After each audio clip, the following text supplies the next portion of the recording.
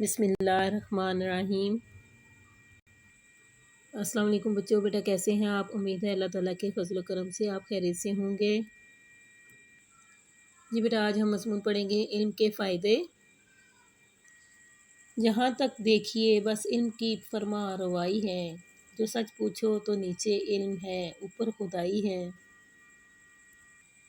بیٹا، علم کے معنی ہے جاننا، لیکن دراصل کسی چیز کی حقیقت اور اس کے استعمال کا صحیح طریقہ اور موقع جاننا علم کہلاتا ہے۔ علم بیٹا بہت بڑی دولت ہے۔ بیٹا یہ کچھ چیزوں کا علم ہی تھا کہ جس کی بدولت اللہ تعالیٰ نے تمام فرشتوں کو حکم دیا کہ وہ آدم علیہ السلام کے سامنے جھک جائیں۔ علم کی ہر زمانے میں بڑی قدر و منزلت رہی ہے اور عالم کو ہمیشہ لوگوں نے سر آنکھوں پر بٹھایا ہے۔ بیٹا ایک زمانہ تھا جب بجلی کڑکتی تو انسان کا دل دہل جاتا، زلزلہ آتا تو انسان کی جان پر بن جاتی، دریاؤں میں سیلاب آتا تو گاؤں کے گاؤں کا صفایا کر دیتا۔ لیکن جوں جوں انسان ان چیزوں کے متعلق علم حاصل کرتا گیا، وہ ان پر قابو پاتا گیا۔ اب وہی بجلی اس کی مختلف خدمات انجام دے رہی ہے۔ انسان نے علم کی بدولت دریاؤں پر بڑے بڑے بند باندھ کر پانی کو کھیتی باڑی کے لیے بھی جمع کیا اور اس سے توانائی بھی حاصل کی۔ بیماریوں کے علاج دریافت کیے، سیم اور تھور والی زمینوں کو قابل کاشت بنایا، سینکڑوں منزلوں والی بلند و بالا عمارتیں قائم کی، بڑے بڑے ہوائی جہاز ایجاد کیے جن سے فاصلے سمٹ کر رہ گئے۔ بسم اللہ الرحمن الرحیم۔ السلام علیکم بچوں، بیٹا کیسے ہیں آپ؟ امید ہے اللہ تعالیٰ کے فضل و کرم سے آپ خیریت سے ہوں گے۔ جی بیٹا، آج ہم مضمون پڑھیں گے علم کے فائدے۔ جہاں تک دیکھیے بس علم کی فرما روائی ہے، جو سچ پوچھو تو نیچے علم ہے، اوپر خدائی ہے۔ بیٹا علم کے معنی ہے جاننا، لیکن دراصل کسی چیز کی حقیقت اور اس کے استعمال کا صحیح طریقہ اور موقع جاننا علم کہلاتا ہے۔ علم بیٹا بہت بڑی دولت ہے۔ بیٹا یہ کچھ چیزوں کا علم ہی تھا کہ جس کی بدولت اللہ تعالیٰ نے تمام فرشتوں کو حکم دیا کہ وہ آدم علیہ السلام کے سامنے جھک جائیں۔ علم کی ہر زمانے میں بڑی قدر و منزلت رہی ہے اور عالم کو ہمیشہ لوگوں نے سر آنکھوں پر بٹھایا ہے۔ بیماریوں کے علاج دریافت کیے، سیم اور تھور والی زمینوں کو قابل کاشت بنایا،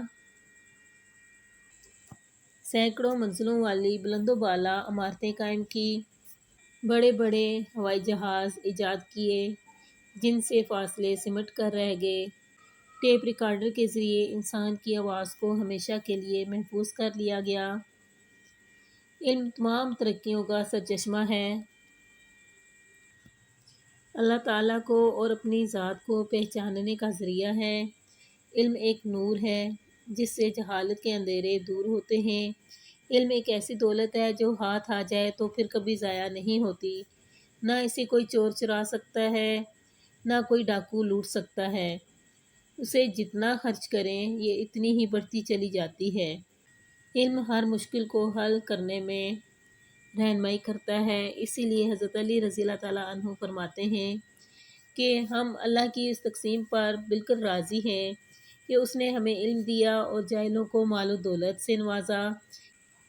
اسلام وہ پہلا مذہب ہے جس نے علم کو اس کا صحیح مقام عطا فرمایا۔ نبی اکرم صلی اللہ علیہ وآلہ وسلم پر سب سے پہلی وحی نازل ہوئی، اقرا یعنی پڑھیے۔ پھر فرمایا کہ اللہ تعالیٰ تم میں سے اہل علم کے درجات بلند کر دے گا۔ اس لیے نبی اکرم صلی اللہ علیہ وآلہ وسلم خاتم النبیین کو یہ دعا سکھائی گئی، وَقُلْ رَبِّ زِدْنِی عِلْمًا، یعنی کہیے اے میرے رب میرے علم میں اضافہ فرما۔ علم کے شیدائی علم سیکھنے کے لیے ہزاروں میلوں کا سفر کرتے اور علم و حکمت کے موتی اکٹھے کرتے، کیونکہ نبی اکرم صلی اللہ علیہ وآلہ وسلم نے فرمایا کہ علم و حکمت مومن کی گویا گم شدہ چیز ہے، وہ جہاں بھی موجود ہو مومن اس کا سب سے زیادہ حقدار ہے۔ شیخ سعدی رحمۃ اللہ علیہ کے ایک شعر کا مطلب ہے کہ علم حاصل کرنے کے لیے شمع کی طرح ہر وقت پگھلتے رہنا چاہیے، اس لیے کہ بے علم اور جاہل کبھی اپنے خدا کو نہیں پہچان سکتا۔ اس میں کوئی شک نہیں، جو پایا علم سے پایا بشر نے، فرشتوں نے بھی وہ پایا نہ پایا۔ مسلمان جب تک حصول علم کے لیے جان مارتے رہے اور مختلف میدانوں میں تحقیق اور جستجو کرتے رہے، دنیا بھر کی رہنمائی کرتے رہے۔ جوں جوں مسلمانوں کے دلوں سے علم کا شوق کم ہوتا گیا، وہ گمنامی اور پھر ذلت اور پستی کی گہرائیوں میں گرتے چلے گئے۔ علم ہر مشکل کو حل کرنے میں رہنمائی کرتا ہے، اسی لیے حضرت علی رضی اللہ تعالیٰ عنہ فرماتے ہیں کہ ہم اللہ کی اس تقسیم پر بالکل راضی ہیں کہ اس نے ہمیں علم دیا اور جاہلوں کو مال و دولت سے نوازا، اس لیے کہ مال تو بہت جلد ختم ہو جائے گا، لیکن علم ایسی دولت ہے جس کو کبھی زوال نہیں آ سکتا۔ اسلام وہ پہلا مذہب ہے جس نے علم کو اس کا صحیح مقام عطا فرمایا۔ نبی اکرم صلی اللہ علیہ وآلہ وسلم پر سب سے پہلی وحی نازل ہوئی، اقرا یعنی پڑھیے۔ پھر فرمایا کہ اللہ تعالیٰ تم میں سے اہل علم کے درجات بلند کر دے گا، اس لیے نبی اکرم صلی اللہ علیہ وآلہ وسلم خاتم النبیین کو یہ دعا سکھائی گئی، وَقُلْ رَبِّ زِدْنِی عِلْمًا، یعنی کہیے اے میرے رب میرے علم میں اضافہ فرما۔ آپ صلی اللہ علیہ وآلہ وسلم نے پنگھوڑے سے لے کر قبر تک یعنی پیدائش سے لے کر وفات تک علم حاصل کرتے رہنے کی تلقین فرمائی اور حکم دیا کہ علم کا حاصل کرنا ہر مسلمان مرد اور عورت پر فرض ہے۔ مسلمان جہاں کہیں بھی گئے انہوں نے علم پھیلانے کے لیے مسجدوں کے ساتھ ساتھ مدرسے بھی قائم کیے۔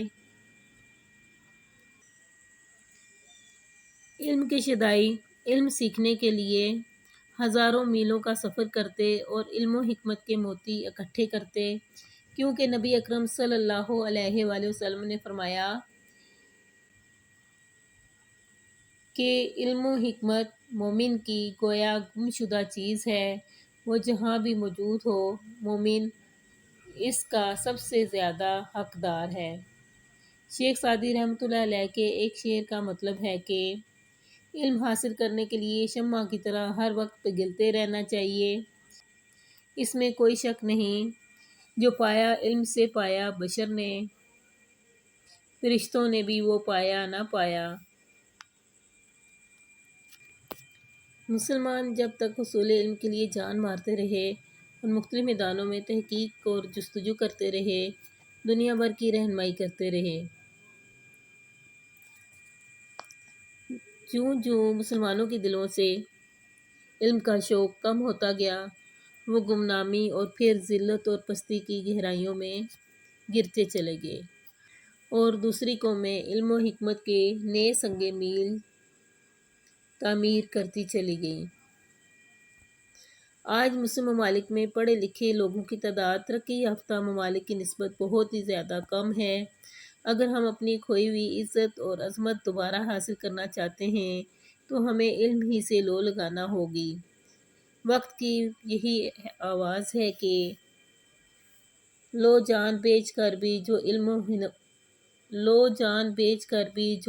ہنر ملے، جس سے ملے جہاں سے ملے جس قدر ملے۔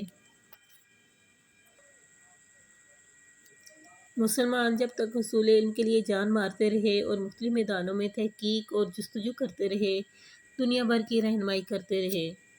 جوں جوں مسلمانوں کے دل سے علم کا شوق کم ہوتا گیا، وہ گمنامی اور پھر ذلت اور پستی کی گہرائیوں میں گرتے چلے گئے، اور دوسری قومیں علم و حکمت کے نئے سنگ میل تعمیر کرتی چلی گئیں۔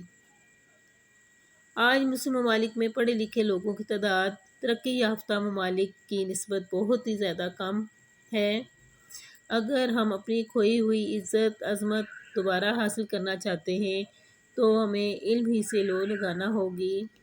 وقت کی بھی یہی آواز ہے، لو جان بیچ کر بھی جو علم و ہنر ملے، لو جان بیچ کر بھی جو علم و ہنر ملے، جس سے ملے جہاں سے ملے جس قدر ملے۔ جی بیٹا آج ہم نے مضمون پڑھا ہے علم کے فائدے۔ یہ بیٹا آپ نے اچھے طریقے سے یاد کرنا ہے۔ اللہ حافظ۔